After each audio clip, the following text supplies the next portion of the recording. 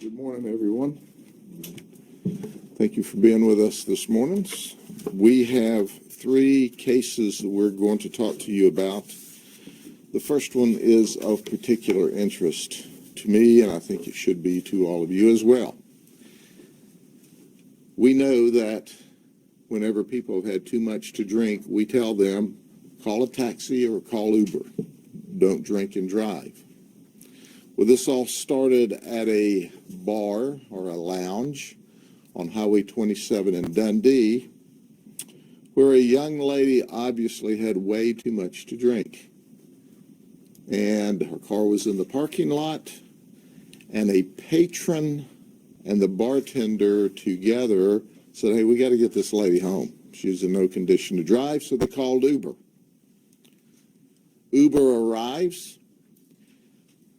The patron, the female patron in the bar, who we now know's name is Jessica, helps escort the lady we now know as Jasmine and put her into the Uber.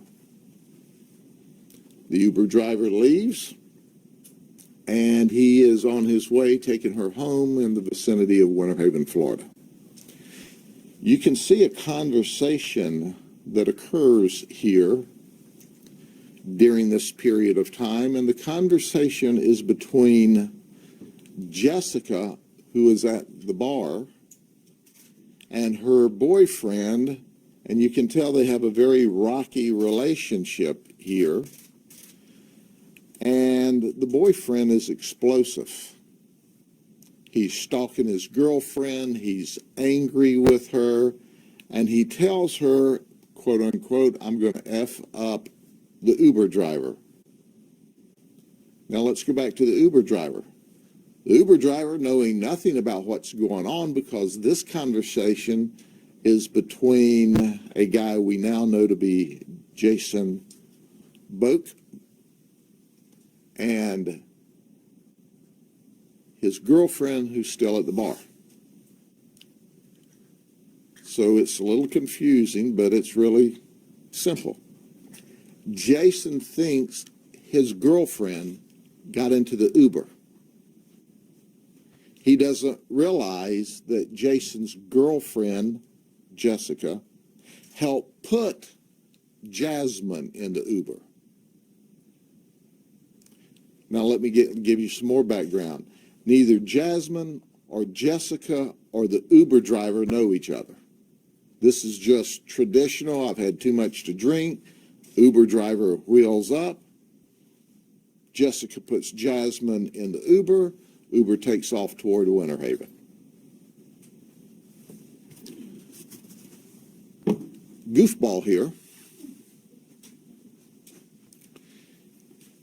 thinking his girlfriend is in the Uber, and you can see he texts. It's nice of him to text. His intent talks about what all he's going to do to the Uber driver. Uber driver obviously has no idea until a Ford F-250 pickup truck pulls right up on his bumper with bright lights. The Uber driver says, I wonder who this guy is. The tailgates him a minute, then he pulls out beside him, rides beside him a couple of seconds on 542 or the Dundee Road between Dundee and Winter Haven, and then starts to pass him and forces him to a stop in the roadway. When he does that, Jason jumps out of his F-250 pickup truck and says, you know, I got a pistol. You want me to shoot you? That was a terrible mistake on Jason's part, because the Uber driver not only happens to be a licensed to carry a firearm, concealed firearm in the state of Florida, but he just finished the police academy. So he understands the law. You will see the video in just a second. So when Jason jumps out of his truck after forcing him off of the road, is rapidly approaching him and saying, I got to, what was it? I've got a pistol. You want me to shoot you? He's holding a cell phone in his right hand, coming up from his waist. When he does that, our shooter, Robert, who is an Uber driver, shoots him one time in the chest. And down he goes. Then Robert immediately, the Uber driver, calls 911. He talks in police lingo, by the way. Hey, we need EMS, we need fire. I've shot one time. He threatened me. He tries to contain the bleeding. Then he starts doing CPR, and you can hear as he gives a rendition about the suspect, Jason, breathing his last breath. Jasmine, who's in the back seat, so drunk she don't know Sikkim from come here.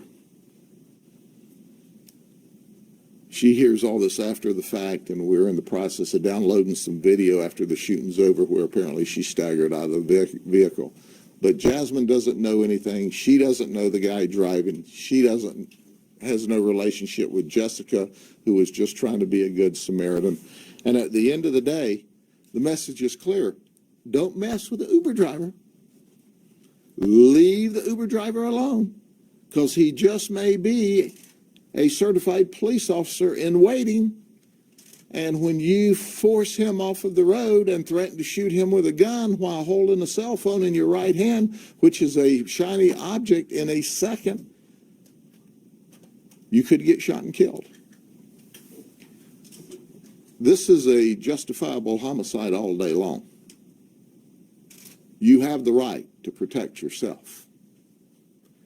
This is a classic stand your ground case. A classic, and this was the intent of the law. Let me paraphrase. Uber driver's just doing his job. He has no clue in the world what's happening until a truck forces him off of the road. The guy jumps out and in seconds is on him saying, I got a pistol, you want me to shoot you? And he defends himself. Here's a message for the hotheads of the community. Don't do that stuff. Good people carry guns, and they will shoot you a lot. Graveyard dead. Leave people alone. It's a new day in the state of Florida and in the United States. You may be used to bullying people and being bigger and stronger and beating people up and slamming their heads into the pavement and pulling knives on them. I highly recommend that, against that. I highly recommend against that if you value your life.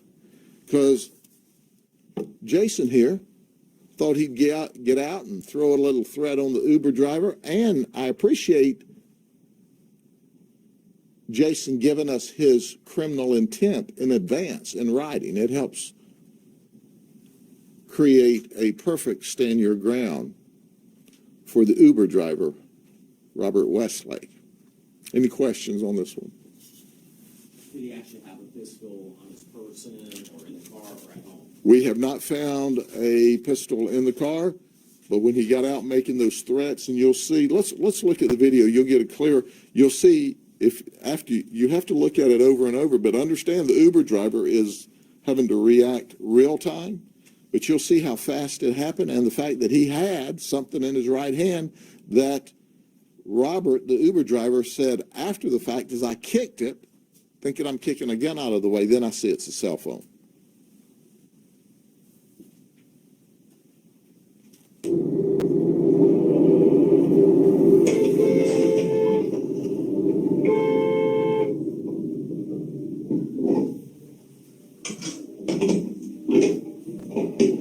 I'll say something.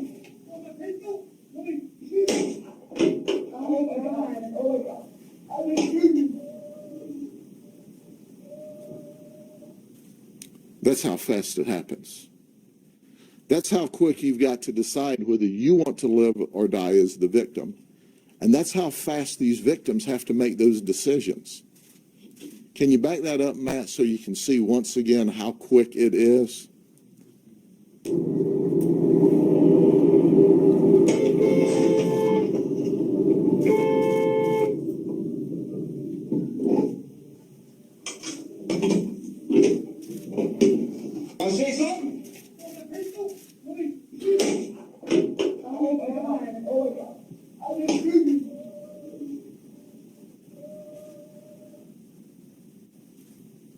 Ladies and gentlemen, it goes without saying the Uber driver had a camera in his car.